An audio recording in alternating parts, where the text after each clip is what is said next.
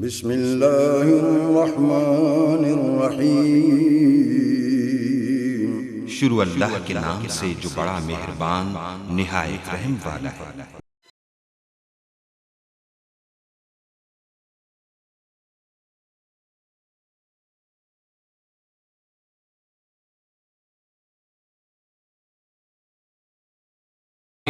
رب العالمین قال اللہ تبارک و تعالی فی شان حبیبہ مخبرا و آمرا ان اللہ و ملائکتہ یصلون علی النبی یا ایہا الذین آمنوا صلوا علیہ وسلموا تسلیما اللہم صلی علی سیدنا و مولانا محمد وعلی آل سیدنا و مولانا محمد وبارک وسلم وصلی علیہ الصلاۃ والسلام علیک یا سیدی یا رسول اللہ الصلاۃ والسلام علیک یا سیدی یا حبیب اللہ الصلاۃ والسلام علیک یا سیدی یا نبی اللہ وعلی آلک وصحابک یا خاتم النبیین بدا حمد والصلاة فی عظمت النبی صلی اللہ علیہ وآلہ وسلم۔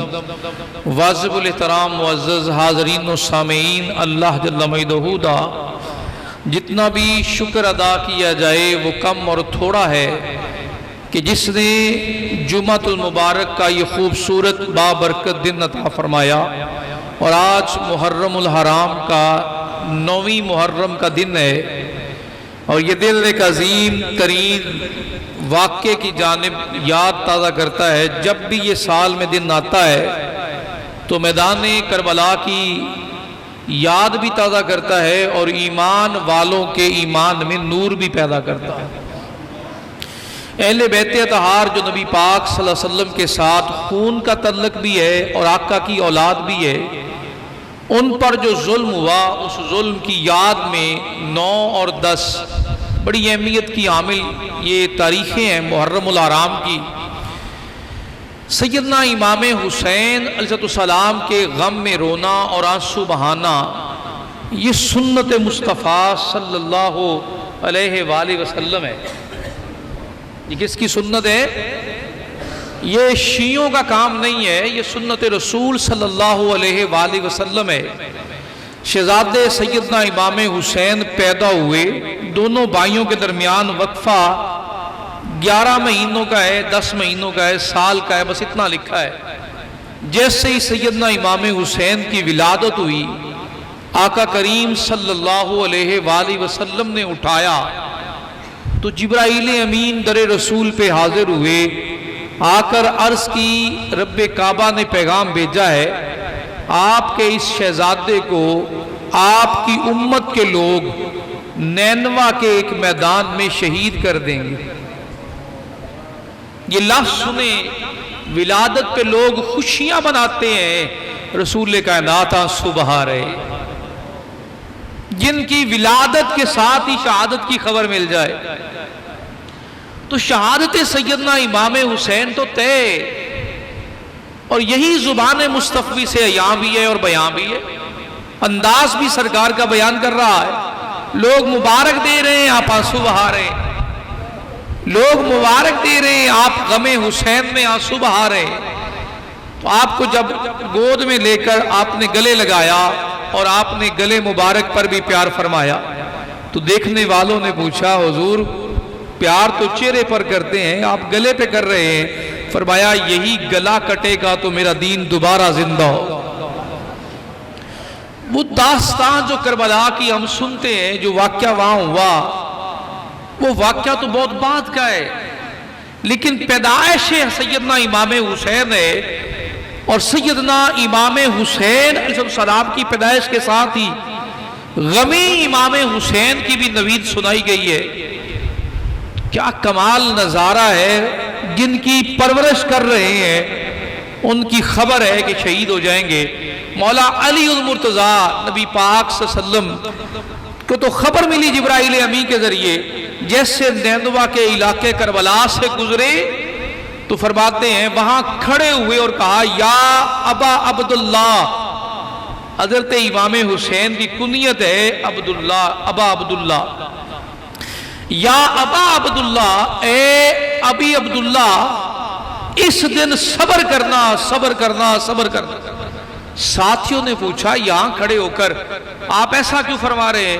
فرمایا یہ جو جگہ نظر آ رہی ہے نا، یہاں میری آل میں سے ان کی سواریاں یہاں بیٹھیں گی، یہاں ان کے خیمے ہوں گے، یہاں ان کی گردنیں کٹیں گی، یہاں ان کے لاشیں موجود ہوں گے، اور یہاں وہ بے بیا جنگل اور ویرانے اور صحرا میں وہ تلاش کرتے ہوں گے کہیں کوئی پانی کا ایک قطرہ ہی پلا دے۔ تو میں گزرتے ہوئے اس جگہ کو یاد بھی کر رہا ہوں اور بتا رہا ہوں کہ بیٹے مقام حق سے ہٹ نہ جانا، تم ثابت قدم رہنا، صبر تم کرنا، عروج اللہ عطا فرما دے۔ یہ جو واقعہ کربلا ہے یہ ڈیفینیٹلی طے تھا۔ غم سیدنا امام حسین کی خبر ملی ہے تو آقا کریم آنسو بہا رہے ہیں۔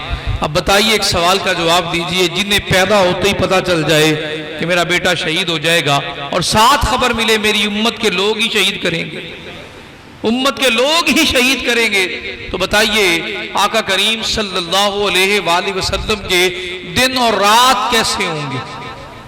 پل پل جب نگاہ سیدنا امام حسین کو دیکھتی ہوگی، یہ مثال جچتی تو نہیں ہے لیکن سمجھانے کے لیے عرض کر رہا ہوں، اگر پتا چل جائے کہ میرے بیٹے کو پھانسی ہونی ہے اور باپ کو پتا چل جائے فلاں دن ہونی ہے، تو پھانسی تو اس دن تک کبھی ہوگی، تو باپ جو روز جیے گا روز مرے گا، اور بیٹا بھی آنکھوں کا تارا اور نور ہو۔ یہی خبر ولادت پر ملی ہے، ولادت سیدنا امام حسین پر خبر ملی، اور جب سیدنا امام حسین سلام میدان کربلا میں پہنچے تو جو 9ویں کا دن آیا نا، اس دن آپ نے مہلت مانگی۔ خبر ملی کہ یزید کے لشکر نے جنگ کے لیے آمادہ ہیں اور وہ جنگ کرنا چاہتے ہیں۔ آپ نے فرمایا 1 رات کی مہلت دے دو، 1 رات کی۔ اب یہاں بڑے کہیں گے مہلت کیوں مانگی ہے؟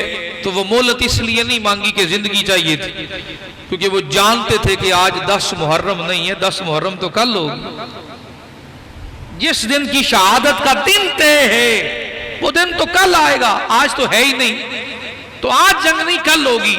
اور اثرات ہوا کیا، جیسے ہی شام ہو جاتی ہے، سائے گنے ہونے لگتے ہیں، نماز عشاء ادا ہو جاتی ہے، اور آقا امام حسین ساتھیوں کو بلا کر ارشاد فرماتے ہیں، آپ لوگ اگر سوچتے ہیں کہ یہ جنگ ٹل جائے گی تو نہیں ٹلنے والی، یہ میری شہادت پہ رکے گا یہ سلسلہ، یہ جنگ ختم نہیں ہوگی۔ ہاں ایک بات کا اعلان کرنا ہے، کیا میں تم سب کو اجازت دیتا ہوں، یہ میرے خون کے پیاسے ہیں، میرے خون کے بعد جنگ نہیں رہے گی، آپ نے جانا ہے تو میں اجازت بھی دے رہا ہوں اور روشنی بھی ختم کر رہا ہوں، اندھیرے میں جو جانا چاہے وہ جا سکتا ہے۔ یہ لفظ بولنے کی دیر تھی، وہ حال آنسوؤں سسکیوں سے گونجنے لگا، اور لائٹ بند کر دی گئی۔ چند لمحوں کے بعد جب لائٹ روشن کی گئی، روشنی دوبارہ کی گئی، چراغ جلایا گیا، تو جب چراغ جلا تو دیکھا ایک شخص بھی نہیں گیا، اور سب سے زیادہ جو شخص رو رہا تھا، جو شخصیت آنسو بہا رہی تھی، وہ سیدنا غازی عباس تھے، جو ساتھ رو رہے تھے اور ساتھ کہہ رہے تھے آقا حسین، بھائی حسین تو کبھی کہا ہی نہیں، آقا حسین اگر ہم مدینہ سے مکہ اور مکہ سے کربلا اکٹھے آئے ہیں تو شہادت کے راستے پر بھی اکٹھے ہی جائے۔ اور آج ایک بات اور بھی کلیئر کر دوں، جب وہ شہادت کا دن آیا، شہادت کا جو دن آیا، اس میں سیدنا علی المرتضیٰ کرم اللہ وجہ الکریم کے 5 بیٹے شہید ہوئے۔ مولا علی کے کتنے؟ اونچی بولیے۔ ہاں، ایک غازی عباس کا ذکر ملتا ہے، غازی عباس کا ذکر ملتا ہے ایک، اور ستم یہ ہے کہ باقیوں کا نام لینا بھی پسند نہیں کرتے، وہ بھی مولا علی کے بیٹے ہیں۔ شمر نے کہا یزید کے دربار میں جا کر کہ میرے کچھ بانجے ہیں جو امام حسین کے ساتھ مل گئے ہیں، مجھے ان کے لیے امان دے دو، میں انہیں امان ان کے لیے چاہتا ہوں، میرے بانجوں پر یہ ستم نہ ہو کہ وہ ہٹ جائیں، نکل جائیں، حسین کو چھوڑ دیں گے۔ تم ان کے لیے امان نامہ لکھ دو کہ وہ امن میں آ جائیں، انہیں کچھ نہیں کہا جائے گا۔ وہ امان نامہ شمر نے لکھوا لیا۔ جیسے ہی وہ سیدنا عباس، غازی عباس جنہیں کہتے ہیں، سیدنا عباس کے قریب آیا اور کہنے لگا میں نے تمہارے لیے امان لکھوا لی ہے، تم چاروں بھائی باہر آ جاؤ اور حسین کو تنہا چھوڑ دو۔ آپ نے جواب میں کہا تیرے امان سے بہتر ہے کہ میں آقا حسین کے قدموں پہ قربان ہو جاؤں۔ یہ جو وفا کا سلسلہ ہے، دوسرے بیٹے کا نام ہے ابو بکر بن علی۔ کیا نام ہے بولیے ذرا؟ یہ نام کی وجہ سے تو ذکر ہی نہیں ہوتا، اکیلے حضرت غازی عباس کا ذکر ہوتا ہے۔ ابو بکر بن علی بھی غازی عباس کے بھائی ہیں اور شامل ہیں۔ تیسرے حضرت عثمان بن علی، وہ بھی شامل ہیں، ان کا بھی ذکر نہیں کرتے۔ چوتھے حضرت جعفر ابن علی، محمد ابن علی بھی، جعفر ابن علی بھی، ابو بکر ابن علی بھی، اور حضرت غازی عباس اور سیدنا امام حسین۔ ان بھائیوں کی موجودگی میں باقیوں کا ذکر کبھی سنا ایسا ہی بتائیے گا۔ حضرت غازی عباس ہے تو کیا باقی مولا علی کی اولاد نہیں ہے؟ وہ ام البنین کے شہزادے نہیں ہیں؟ مولا علی المرتضیٰ کی اولاد نہیں ہے؟ وہاں ایک امام حسین اور غازی عباس نہیں، 3 بھائی اور بھی شہید ہوئے اور مولا علی کے بیٹے شہید ہوئے۔ اب ہوا کیا، رات گزر گئی، فجر کی نماز 10ویں والے دن کی ادا کر لی۔ خانوادہ رسالت نے رات بھر تلاوت قرآن کی، خیموں سے قرآن کی تلاوت کی آوازیں بلند ہو رہی، فجر کی اذان ہو چکی ہے، فجر کی نماز پڑھی جا چکی ہے، اور اس لمحے پھر پیغام ملتا ہے جنگ کے لیے آمادہ ہو جاؤ۔ آپ اپنے لشکر کی جانب دیکھتے ہیں، کون لڑنے کے لیے پہلے تیار ہوگا؟ سیدنا امام حسین کے سب سے قریبی ساتھیوں میں حضرت غازی عباس جنہیں کہا جاتا ہے، حضرت عباس علمدار، وہ کھڑے ہو جاتے ہیں اور آقا کی بارگاہ میں عرض کرتے ہیں آقا حسین مجھے اجازت بخشیے، میں یہ چاہتا ہوں میں آپ کے قدموں میں سب سے پہلے کربلا کے شہید ہونے والوں میں سب سے پہلے میرا نام آئے۔ اس پر میرے آقا امام حسین نے گلے لگایا اور لگا کر کہا بھائی عباس تم میرے بازو ہو، تم میرے بازو ہو، تمہیں نہیں جانا کسی اور کو بیچتے ہیں، آپ رہیں، آپ تو میری دل جوئی ہیں، آپ کے ساتھ دل لگا ہے، آپ رکیں، بس تھوڑی دیر گزرتی ہے، اٹھتے ہیں اور حضرت ابو بکر بن علی، محمد بن علی یا ابو بکر بن علی، اپنے چھوٹے بھائیوں میں سے جن کی عمر 20 سال یا 22 سال ہے، وہ انہیں اٹھا کر آقا کی بارگاہ میں کھڑا کر دیتے ہیں۔ حضور اگر مجھے آپ روک رہے ہیں، میں آپ کے حکم کے تابع ہوں، تو ایک اجازت دے دیں، پہلے شہیدوں میں میرے بھائیوں میں سے کسی بھائی کا نام آئے۔ وہ حضرت ابو بکر بن علی میدان میں اترتے، آواز لگاتے ہیں لوگوں پہچانو میں کون ہوں، میری تلوار کی چمک تمہیں بتائے گی، دھار بتائے گی کہ میں شیر خدا کا بیٹا ہوں، اور آقا امام حسین کے لیے قربان ہونے والوں میں پہلا نام میرا ہوگا۔ وہ جو محمد ابن علی کھڑے ہیں سامنے، لشکر دیکھتا ہے کیا کریں، کس طرف جائیں، کیا بنے گا، ایسی بہادری سے لڑتے ہیں کہ چیخنے والے، پکارنے والے کہنے لگتے ہیں یہ شیر قابو آنے والا نہیں ہے، یک بار حملہ کرو، تیروں سے حملہ کرتے ہیں تو جناب محمد ابن علی شہید ہوتے ہیں، اور ساتھ ان بدبختوں نے سر قلم کیا، سر لے گئے۔ حضرت غازی عباس اپنے بھائی کو جسم کے ساتھ سمیٹ کر دروازہ بارگاہ امام حسین میں پیش کر کے کہتے ہیں حضور آپ کی بارگاہ میں میرا بھائی قربان ہوا، ہمیں اپنے وفاداروں میں شامل فرمائے۔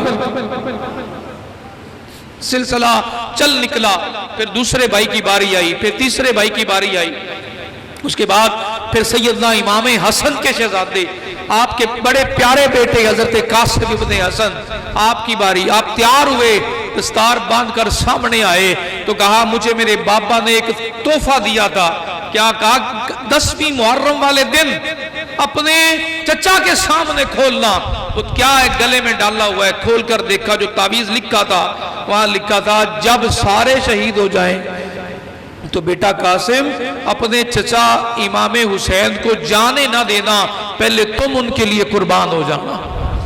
لوگوں یہ داستان کربلا کوئی ایک لمحے کے لیے سوچنے کے لیے نہیں ہے، جنہوں نے نبی پاک صلی اللہ علیہ وسلم کی گود میں پرورش پائی، خانوادہ رسالت سے تعلق جوڑا، محبت کے گوہر اس خاندان کے لیے دنیا نچھاور کرے. ان کی قربانیوں کی بہت بڑی داستان ہے.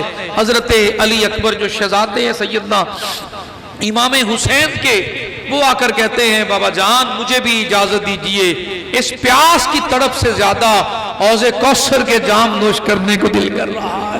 حوض کوثر کے جام نوش کرنے کو دل کر رہا ہے. آپ نے اپنے ہاتھوں سے بیٹے کے دستار باندھی، ماتھے پہ پیار فرمایا اور پیار کر کے دعا دی، اور دعا دی تو میدان میں نکلے جو شبیہ رسول اللہ تھے. جو دیکھتا تھا وہ ایک دفعہ کانپ جاتا تھا کہ رسول کائنات آ گئے. حسن مصطفیٰ جیسا، چمک چہرے کی نبی پاک کے نور جیسی، ہاتھ آقا کریم صلی اللہ علیہ وسلم کے ہاتھوں کے مشابہ. جب میدان میں نکلے تو پکار کر کہنے لگے دیکھو میرے دادا علی المرتضیٰ کا میں پوتا ہوں، حسین کا بیٹا ہوں، محمد الرسول اللہ کی بیٹی فاطمہ الزہرا کا پوتا ہوں، میں علی اکبر ہوں. اپنا نام بلند کیا. پاس کھڑے یزیدیوں میں سے ایک شخص نے کہا یہ جو چھوٹا سا معاذ اللہ استغفر اللہ یہ چھوٹا بچہ جو آیا ہے اپنے دو بیٹوں کو جو جنگجو تھے، کہنے لگا ایک کو کہا جاؤ اس کا سر قلم کر کے آؤ، اسے ختم کر کے آؤ. وہ جیسے ہی قریب آتا ہے کہا اچھا علی کے پوتے سے لڑنے آئے ہو، گھوڑے کی کاٹھی باندھنا بھول گئے ہو. توجہ ہٹی، تلوار چلی، اتنی تیزی سے وہ حیدری تلوار چلی کہ سر کٹ کے تباہ ہوا. غصے میں دوسرا بھائی آیا، آپ نے پلٹ کر وار کیا، دوسرے کو بھی واسطے جہنم. باپ آیا اس غصے میں کہ میرے بیٹوں کو میری آنکھوں کے سامنے اس چھوٹے سے نے قتل کر دیا. وہ لوگ ڈر رہے تھے کہ یہ خون عام خون نہیں ہے، یہ حیدر کا خون ہے.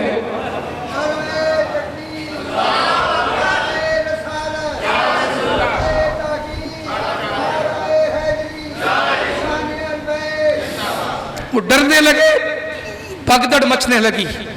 اسی بھگدڑ میں سب نے کہا یک بار حملہ کرو، یہ قابو نہیں آ رہے. جب تیر جسم کو چھو رہے ہیں تو گرد و غبار سے آپ نکلتے ہیں. آقا امام حسین کی بارگاہ میں آ کر عرض کرتے ہیں بابا اگر چند قطرے پانی کے مل جائیں یہ لشکر اکیلا ہی زیر کر دوں.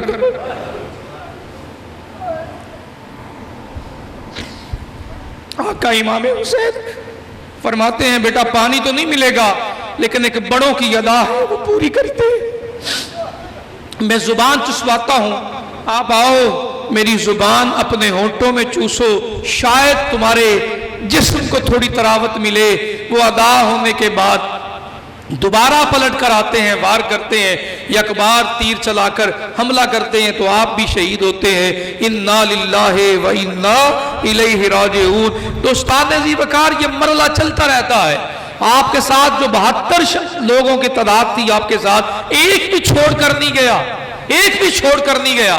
اور اب آپ کے سامنے آنکھوں کے سامنے حضرت زینب کے شہزادے حضرت عون اور حضرت محمد دونوں شہزادے وہ بھی قربان ہو جاتے ہیں. اب حضرت امام حسین تیاری فرماتے ہیں 10 محرم کا دن ہے، یہ اپنی بچوں میں بیٹھ کر ذکر کیا کرے. یہ خانوادہ ہمیشہ کے لیے زندہ ہو گیا. اگر کسی کے ذہن میں یہ وہم آیا ہے تو وہ وہم ہٹا دے. تیرے میرے آقا امام حسین تیری میری روح کے اندر اترنے والا وہ محبت کا پیغام ہے جنہیں ہم 5 وقت کی نماز میں درود پڑھ کر ان کے خون پاک کا حق بھی ادا کرتے ہیں، اللہ کی بارگاہ میں اپنی عبادت بھی کرتے ہیں. وہ مرحلہ وار جو محبت ہے ان سے، یہ کسی شیعہ مذہب اور فرقے کی نہیں ہے میرے بھائی، یہ مومنوں کی محبت کی پہچان ہے. مومن ہوگا تو خانوادہ رسول سے محبت کرنے والا ہوگا، مومن ہوگا تو خانوادہ رسالت پہ وفا اور وفا کرنے والا ہوگا. مومن ہے تو نسل فاطمہ سے محبت کرنے والا ہے. ایسا ممکن ہی نہیں ہے کہ سینے میں ایمان ہو اور نبی کی آل سے پھر محبت نہ ہو، ایسا ہے ہی نہیں. ایمان ہوگا تو محبت ہوگی، محبت ہے تو ایمان ہے. یہ دونوں چیزیں ساتھ ساتھ ہیں، الگ نہیں ہیں. آقا امام حسین تیار ہونے لگے تو سیدہ زینب آ گئی اور آ کر عرض کرتی ہیں بھائی جان مجھے سہارے کی ضرورت ہے، آپ بھی جا رہے ہیں تو پیچھے مرد تو رہا کوئی نہیں. بیٹا چھوٹا ہے، حضرت زین العابدین بیمار تھے، وہ چھوٹے ہیں. تو فرماتے ہیں میں ایسے نہیں جا رہا، میں حیدر کرار کی شہزادی سیدہ زینب کو سربراہی دے کر جا رہا ہوں. बहन मुतमईन होकर जा रहा हूं कि तुम मामूली शख्सियत नहीं हो, तुम सैयदा फातिमा की गोद में पली हो, हैदर करार का आपके जिस्म मुबारक में खूने पा गए। बहन ये पूरा कबीला कुनबा तेरी निगरानी और तेरे हवाले कर रहा हूं। बस इतनी देर गुजरी और कहा मेरी शहजादी सैयदा सकीना को तो मिलवा दीजिए। बुलाया जाता है, सैयदा जैसे अपने बाबा के पास आती है, आप गले लगाकर मोहब्बत के साथ पेशानी पर प्यार करते हैं और प्यार करके बस इतना जुमला इरशाद फरमाते हैं, बेटी सकीना जी भर के मिल ले, आज के बाद हो सकता है दोबारा दुनिया में मिलना नसीब ना हो। गले लगा रहे हैं मोहब्बत के साथ। हजरत अली असगर इससे पहले शहीद हो चुके हैं। 6 माह के अली असगर पानी के लिए बाहर निकले और कहा मुझे नहीं देते तो मेरे बेटे अली असगर को ही पानी दे दो। वैसे कैसा मंजरनामा है, सामने कलमा पढ़ने वाले खड़े हैं, इधर नबी पाक की आल खड़ी है। वो दुनिया के ओहदों के तलबगार, माल के तलबगार, दुनिया के मनसब के तलबगार, हमें यजीद ओहदे देगा, हमें माल देगा, दुनिया के हीरे जवाहरात मिलेंगे। अगर नस्ल फातिमा के सर लेके गए तो हमारे लिए बड़े इनाम इकराम की बहुत बड़ी बड़ी हमें ओहदे मिल जाएंगे। तो दुनिया परस्ती आई ईमान के मुकाबले में। जब ये कहा तो मेरे इमाम ने कलेमा इरशाद फरमाया। शहजादी को मोहब्बत करने के बाद जैसे ही बाहर आए तो पहला कलमा इरशाद फरमाया, ओ लोगो मुझे शहीद करने के बाद क्या मिलेगा तुम्हें? वो कहने लगे ओहदे मिल जाएंगे, मर्तबे मिल जाएंगे, दुनिया का माल मिल जाएगा, यजीद की कुर्बत मिलेगी, करीब हो जाएंगे। हज़रत इमाम हुसैन ने जवाब में कहा, बहुत घाटे का सौदा किया है, बहुत। आज हम में भी कई ऐसे हैं घाटे का सौदा करते हैं, दुनिया के माल के लिए ईमान बेच देते, दुनिया के माल के लिए रिश्वत, सूद, लालच, हसद, धोखा, अपनी नस्ल तक बेच आते हैं दुनिया के माल के लिए। अपने बरादरियों को, कबीलों को मौत के घाट उतार आते दुनिया के माल के लिए। ऐसे है या नहीं है? है। हम भी दुनिया परस्त हो गए, बस माल आए जो मर्जी हो, इसमें गैरत है या नहीं है, बस माल आए। मेरे इमाम ने फरमाया बहुत घाटे का सौदा किया है। आपने हमला किया, जैसे तलवार चलती है कांपने लगा। आपने खुतबा इरशाद फरमाया, उस खुतबे में इरशाद फरमाया, तुम जानते हो मैं कौन हूं? मैं खून रसूल हूं। नबी पाक के जुबान को चूसा है मैंने। हमें जन्नती जवानों की सरदारी का एजाज और शर्फ अल्लाह के रसूल देकर गए। और लोगों, अल्लाह के महबूब के खूबसूरत भाई अली उल मुर्तजा की औलाद में से हूं और सैयदा कायनात फातिमा ज़हरा का बेटा हूं। जो मुझे नहीं जानते वो भी पहचान लें, ये दिन करबला का गुजरेगा और दुनिया कयामत तक याद रखेगी। सुन लो, जैसे ही खुतबा इरशाद फरमाना शुरू किया, ऐसा लर्जा तारी हुआ यजीदियों पर, कांपने लगे, कांपने लगे। एक बदबख्त उमर इब्न साद वो बोल कर कहता है, तेरे बयानों का, तेरी तकरीरों का मुझ पर असर नहीं होने लगा, खुतबे नहीं तेरे दिल पे असर करने लगे। कोई और काम करना तो करो, जो करना है करो। हमने भी नमाज जुमा अदा करनी, जो करना है हमने भी नमाजे। कैसी नमाज जुमा होगी? जिनके फराइज हैं उन्हें ज़िबा करके जाके पढ़ रहे होंगे अल्लाहुम्मा सल्ली अला मुहम्मद व अला। कैसी नमाज है? हुसैन जल्दी करिए, काम खत्म करिए, एक तुम्हारी जात बची है, बस तुम्हारा सर चाहिए और फतह हमारी हो गई और हम फतह के साथ यजीद के दरबार में जाएंगे। उससे पहले जुमा पढ़ना है, जल्दी करें, जुमे की नमाज अदा करनी है। ये कलिमात मैदान करबला में गूंजे हैं। जिनके वजूद से नमाज का वजूद है, जिनके वजूद से ईमान का वजूद है, जिनके वजूद से कुरान का वजूद है, वो तो सितारे जमीन पर रुल रहे हैं। तुम कौन से सजदों की बात कर रहे हो? अजाने दिए जा, नमाजें पढ़े जा, अजाने दिए जा, नमाजें पढ़े जा, शबो रोज सजदों पे सजदे किए जा, अजाने उसी की, नमाजें उसी की, अजाने उसी की, नमाजें उसी की, جسے پنج تن کا گھرانہ ملا ہے. گونج جانی چاہیے اذانیں اسی کی نمازیں اسی کی اذانیں نمازیں اسی کی جسے پنج تن کا گھرانہ ملا ہے. تو نماز بھی تو پڑھنی ہے نا, جلدی کریے. سامنے چہرہ والضحیٰ محبوب کریم صلی اللہ علیہ وسلم کے شہزادے کھڑے اور وہ نماز کا اعلان کرنے لگے. آپ نے نگاہ اٹھا کے دیکھا تو نماز کا وقت ہو چکا. کہا دنیا سے جا رہے ہیں اے حسین, آخری سانس میں بھی اپنے رب کے حضور بندگی کا اعلان کرتے ہوئے پیش ہونا. سجدے میں سر رکھا.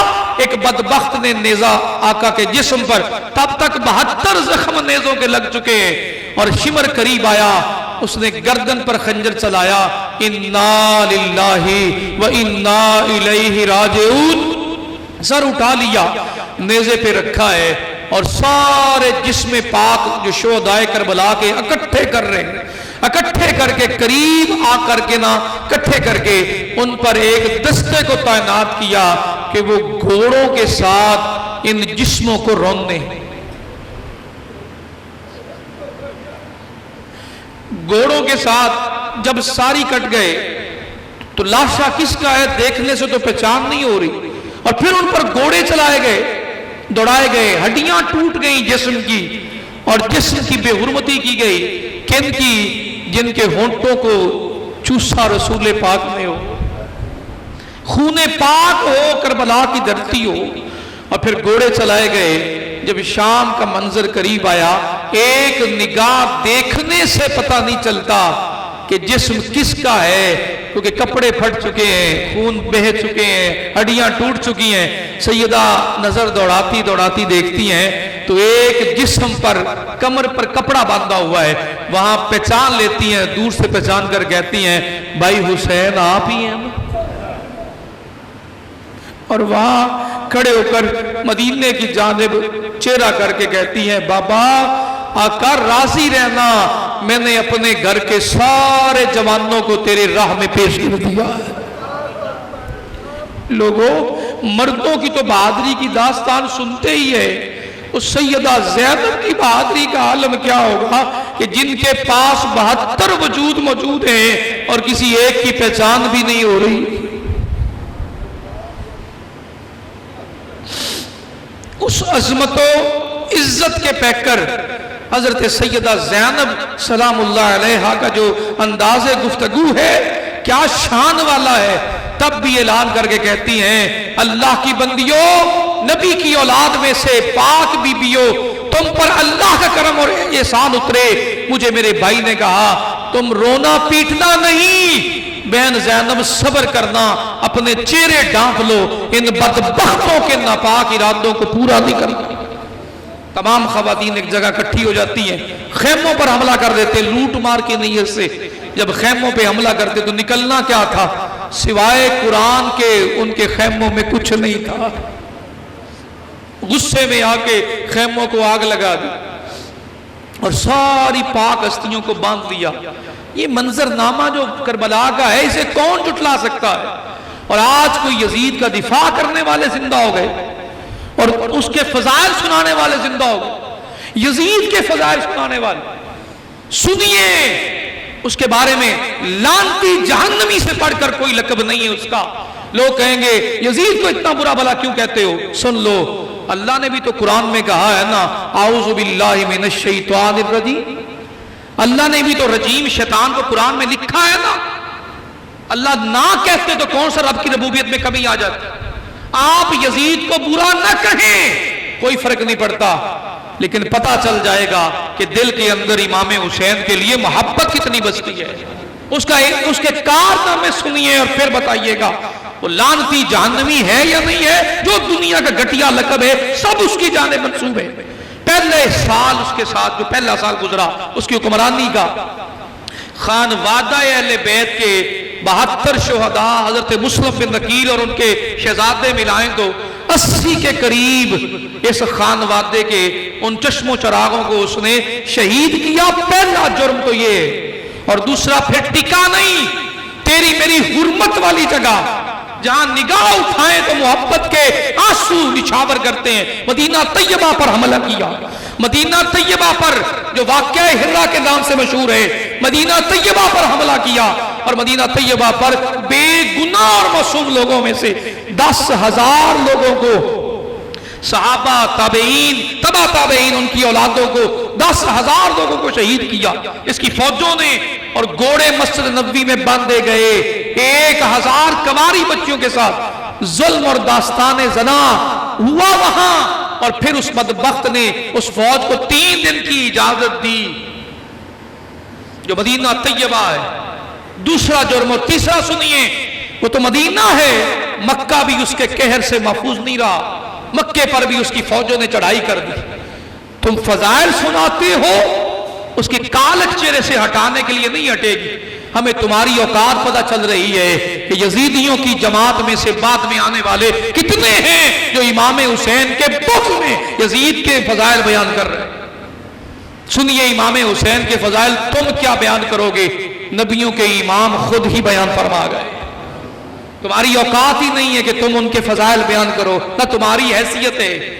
آقا کریم صلی اللہ علیہ وسلم کے پاک زبانوں سے ان پاک ہستیوں کے فضائل بیان ہوئے.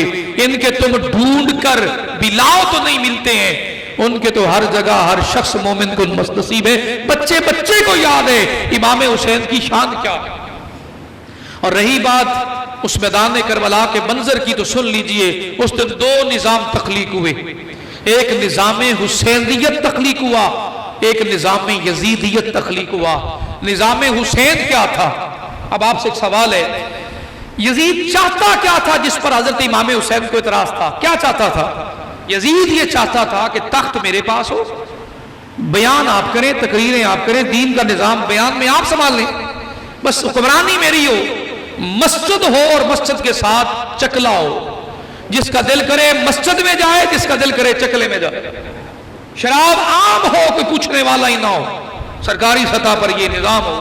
نظام دجل کی بنیاد سب سے زیادہ جس فتنے کی بنیاد رکھنے والا یزید تھا.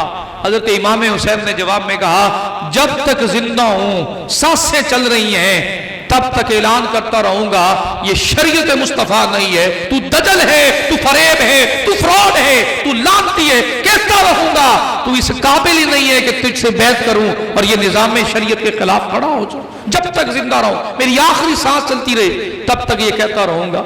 اور میرے آقا امام حسین کے ساتھ سرکار کا ایک فرمان ہے، اگر مزاج حضرت امام حسین کو جانے تو اس حدیث پاک کی روشنی میں نظر آئے گا. تیرے میرے کریم آقا نے ارشاد فرمایا مر رہا منکم منکرن، جو تم میں سے کوئی برائی دیکھے فَلْيُغَيِّرْهُ بِيَدِهِ، اسے اپنے ہاتھوں سے مٹا دے. فَإِن لَمْ يَسْتَطِعْ فَبِلِسَانِهِ، اگر اس کی بھی طاقت نہیں ہے کہ ہاتھ سے مٹا سکتا ہو تو پھر زبان سے برا کہے. فَإِن لَمْ يَسْتَطِعْ، اگر زبان بھی بند کر دی گئی ہو، تالے لگا دیے گئے، زبان بھی بند کر دی گئی ہو اس ظلم کے خلاف، تو کیا فرمایا فَبِقَلْبِهِ هَذَا أَضْعَفُ الْإِيمَانِ. وہ گنگے بیرے قوم سن، کسی وڈیرے جاگیردار کی چمچہ گیری کرنے سے بہتر ہے مظلوم کے ساتھ کھڑا ہو جا. اگر ساتھ کھڑا ہو کر برائی کا خاتمہ نہیں کر سکتا ہے تو زبان سے کہے یہ گھٹیا کام ہے، گھٹیا کام ہے ظلم کرنا بند کر. یہ امام حسین کا پیغام ہے اور یہ نبی پاک صلی اللہ علیہ وسلم کا فرمان ہے. اگر اتنی بھی طاقت نہیں ہے تو دل سے تو برا کہنا. تمہیں پتہ ہے تم پر پرچے ہو جائیں گے، تمہیں تمہاری بچیوں کو اٹھا لیا جائے گا، تمہیں تباہ و برباد کرنے کی سازشیں ہوں گی، تمہاری زمینیں چھین لی جائیں گی، تمہاری گردنیں اڑا دی جائیں گی. اتنا ڈر ہے تو پھر سنیے، زبان سے برا نہیں کہہ سکتے تو دل سے ہی کہہ لو تاکہ ایمان بھی بچ جائے اور چہرہ بھی دکھانے کے قابل ہو جاؤ. اب یہاں کیا ہوا؟ نہ آپ نے دل کا راستہ چنا، کئیوں نے رخصت کا راستہ بھی لیا. رخصت کا راستہ تھا کہ بیعت کرتے اور اپنی زندگی گزارتے. کئی اصحاب نے ایسا بھی کیا، رخصت کا راستہ چنا، لیکن جن کا میں غلام ہوں میرے آقا امام حسین نے عظیمت کا راستہ چنا، اور عظیمت کے راستے پہ آپ نے فَلْيُغَيِّرْهُ بِيَدِهِ، برائی کو مٹانے کے لیے ہاتھ اٹھایا۔ اب قیامت تک دو نظام بن گئے، جس کا حکمرانی دور حکمرانی ہو اور ظلم دیکھو، مال لٹتا دیکھو، عزتیں لٹتی دیکھو۔ ایک شرمناک واقعہ اسلامی یونیورسٹی کی بدنامی کی وجہ بنا، چند گھٹیا لوگوں کی وجہ سے۔ آقا معلوم ہے وہاں کتنے لوگ پڑھ رہے ہیں؟ کئیوں کو میں نے سنا ہے کہ جی اسلامی یونیورسٹی، یہ یونیورسٹیاں بند ہونی چاہیے۔ آپ کو کس نے کہا یونیورسٹیاں بند ہونی چاہیے؟ آپ کو معلوم ہے اس خطے میں سب سے زیادہ جو دوسرے لیول پر رینک پر آئی ہے وہ آپ کی یونیورسٹی ہے، اسلامی یونیورسٹی ہے۔ معلوم ہے 80-90 ہزار کے قریب خاندانوں کے بچے بچیاں وہاں علم حاصل کر رہے ہیں۔ یہ درسگاہ بند ہونی چاہیے۔ جس بات پہ اختلاف ہے وہ بولو نا، کہ عورتوں کی یونیورسٹیاں الگ ہوں جہاں عورتیں پڑھائیں، مردوں کی یونیورسٹیاں الگ ہوں جہاں مرد استاد ہوں۔ یہ مخلوط والا نظام، اختلاط جنس والا نظام ٹھیک نہیں ہے، کسی یونیورسٹی کی کوئی قباحت نہیں ہے۔ اور رہی بات دوسری جو بدنامی کی وجہ بنی ہے، یہ پرائیویٹ کالجز کی ایک سازش ہے، ان قریب آپ دیکھیں گے بے نقاب ہوتی، ان کے پاس لڑکے لڑکیاں کوئی نہیں پڑھنے جا رہے، فیسیں بہت زیادہ ہیں، اور ڈپارٹمنٹ اس یونیورسٹی نے اتنے بنائے ہیں کہ آپ کے بچے آسانی سے چند خرچے پر پلنے والے غریبوں کے بچے اور نام مرودوں پر بیٹھے ہوئے ہیں۔ جو نظام کی بات کرنی تو نظام کی بات کریے۔ آپ یونیورسٹی کو ملوث کر رہے ہیں، اس کی خدمات کم ہیں، کبھی دورہ کر کے دیکھیے آپ کے ہوش گم ہو جائیں گے۔ ایک سانس میں آپ ان ڈپارٹمنٹ کا نام نہیں لے سکتے ہیں جتنے ڈپارٹمنٹ اسلامی یونیورسٹی چلا رہی ہے۔ بیرونی دنیا سے لوگ پڑھنے کے لیے آئے ہوئے، اور چند گھٹیا قسم کے لوگوں نے، گھٹیا ترین لوگوں نے، جنہیں سفارشی ٹولے نے تعینات کیا اور چند بچیوں کی عزتوں کے بارے میں بنا کر اور اتنا زیادہ سوشل میڈیا پر پھیلایا گیا، الیاذ باللہ، اور کئی ہمارے دوست بھی اس میں شامل ہو گئے۔ اور سر رہی بات علم کی، تو علم تو مرکز ہے جہاں سے علم پھوٹتا رہے گا، یہ یونیورسٹیاں بھی قائم رہیں گی۔ جو نظام پسند نہیں ہے وہ مرد اور عورت کا اکٹھے پڑھنا پسند نہیں۔ اور پوچھا گیا حضور بتائیے، فتویٰ دیجئے، مرد عورت کو پڑھا سکتا ہے؟ تو جواب میں جو ہمارے بزرگوں نے سکھایا، کہا پڑھنے والی رابعہ بصری ہوں اور پڑھانے والے تقویٰ میں حضرت امام حسن بصری ہوں، تب بھی اجازت نہیں ہے کہ مرد عورت کو پڑھائے۔ یہ ہے ہمارا نظام دین اور نظام شریعت، جس پر ہمیں اعتراض ہے۔ عورتوں کی یونیورسٹیاں الگ ہوں جہاں عورتیں پڑھائیں، مردوں کی یونیورسٹیاں الگ ہوں جہاں مرد پڑھائیں۔